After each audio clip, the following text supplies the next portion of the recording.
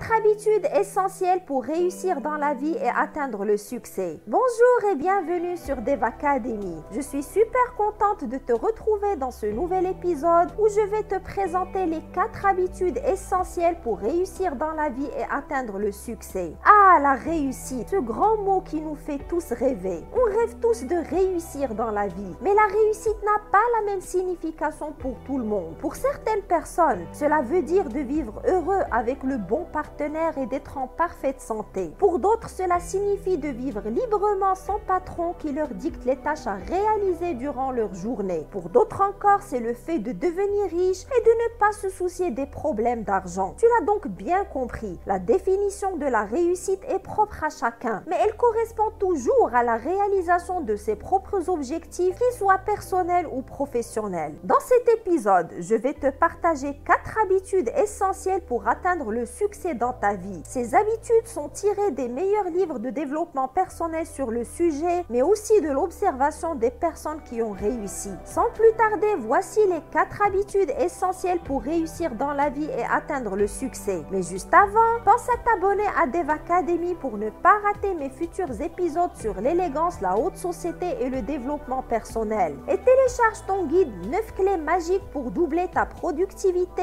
et réaliser 2 fois plus de choses sans travailler plus, que je te laisserai dans la boîte de description en bas de cet épisode. Alors la première habitude essentielle pour réussir dans la vie, c'est de se fixer des objectifs. La plupart des gens ont des souhaits et des rêves, mais pas des objectifs précis à atteindre, car il y a une énorme différence entre un souhait et un objectif. Un objectif est précis et généralement assorti de deadline, alors qu'un souhait c'est juste un désir que l'on veut réaliser sans trop y croire. Par exemple, la plupart des gens souhaitent et rêvent de devenir riches, mais certaines personnes se fixent comme objectif de le devenir et se donnent les moyens d'y parvenir. Le point commun entre la plupart des personnes qui réussissent est le fait qu'elles se fixent des objectifs. En général, ce sont des personnes qui se fixent des objectifs personnels et professionnels et qui se donnent pour mission de les réaliser coûte que coûte. L'une des règles à suivre lors de la fixation des objectifs, c'est d'éviter d'en fixer beaucoup, au risque de te disperser et au final de n'en réaliser aucun. Fixe-toi 3 ou 4 objectifs prioritaires et décline-les en petites actions quotidiennes à mettre en place pour les réaliser. N'hésite pas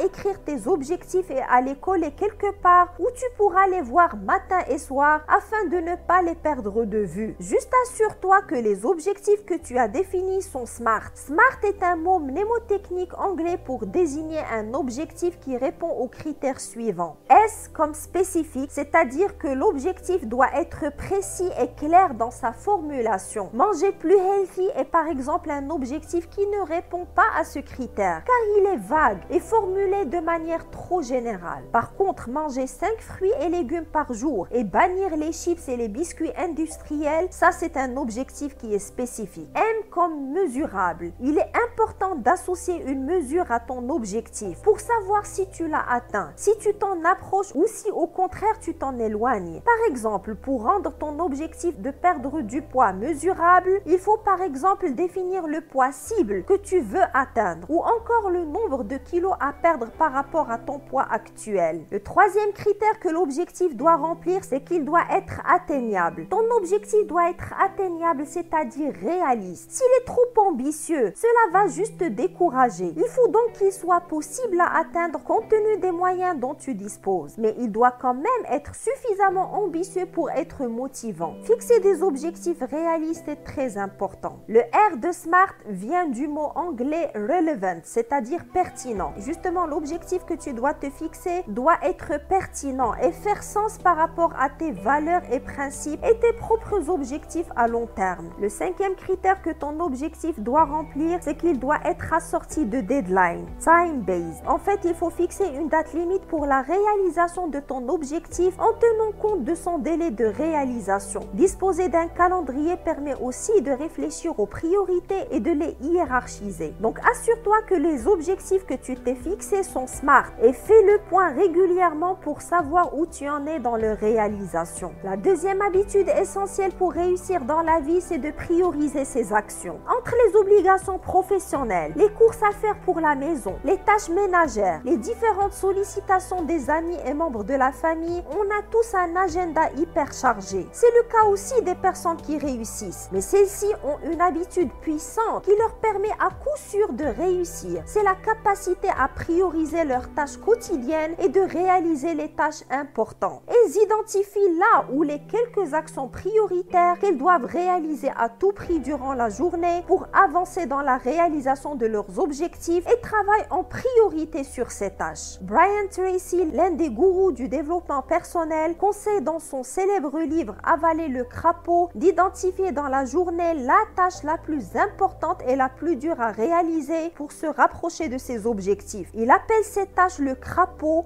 et il conseille de s'y attaquer en premier. Alors si tu avales chaque jour en premier le crapaud et si tu fais ça tous les jours, tu peux être sûr et certain que la réussite n'est qu'une question de temps pour toi. Si tu as du mal à identifier les actions prioritaires à réaliser durant ta journée, mets en place la technique proposée dans le célèbre livre The One Thing. Cette technique adoptée par les pros consiste à chaque fois à identifier la chose ou la tâche la plus importante à faire pour avancer sur la réalisation de tes objectifs et de la prioriser. C'est une méthode redoutablement efficace qui te permet d'avancer sur tes projets en priorisant les tâches les plus importantes. Juste pour info, si tu souhaites en savoir plus sur les 2 livres best-sellers que je viens de citer, je t'en laisserai les liens en boîte de description de cet épisode.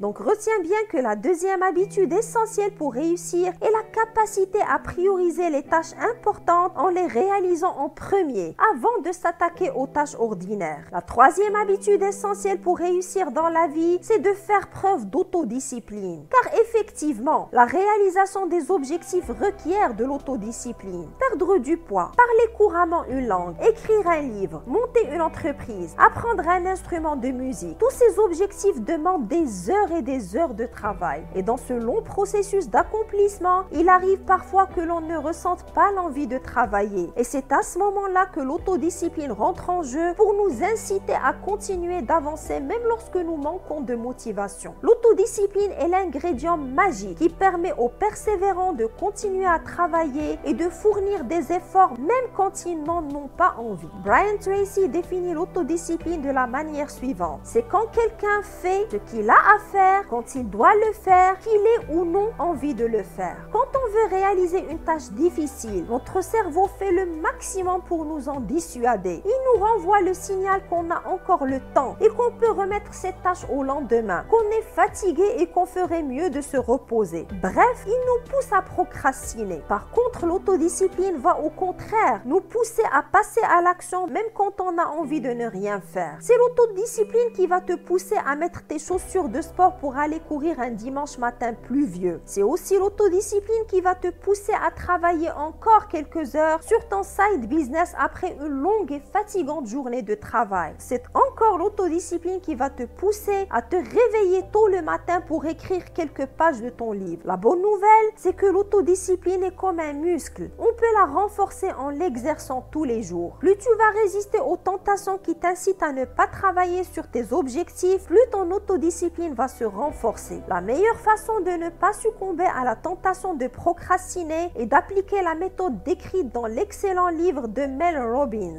la règle des 5 secondes. Cette méthode consiste à compter 5 secondes et passer à l'action rapidement en commençant à réaliser la tâche difficile. En général, c'est le début qui est difficile. Une fois qu'on commence, l'envie d'arrêter disparaît rapidement. Pour en savoir plus sur cette méthode, somme toute très simple à mettre en place, je t'invite à lire l'excellent livre de Mel Robbins, la règle des 5 secondes. Je t'en laisserai le lien en boîte de description si tu souhaites y jeter un coup d'œil. La quatrième habitude essentielle pour réussir dans la vie, c'est de garder le focus. S'il y a une chose qui est devenue très difficile aujourd'hui, c'est bien de rester concentré longtemps sur une tâche, et ce parce que les distractions sont nombreuses et variées, notamment les appels entrants et les notifications de toutes sortes dont on est bombardé à longueur de journée. Les personnes qui réussissent ont en commun le fait qu'elles sont concentrées sur l'atteinte de leurs objectifs et la réalisation des actions nécessaires pour y arriver. Elles gardent le cap quel que soit X et ne sont pas facilement distraites par les nombreuses distractions du monde d'aujourd'hui, à savoir les réseaux sociaux, Netflix,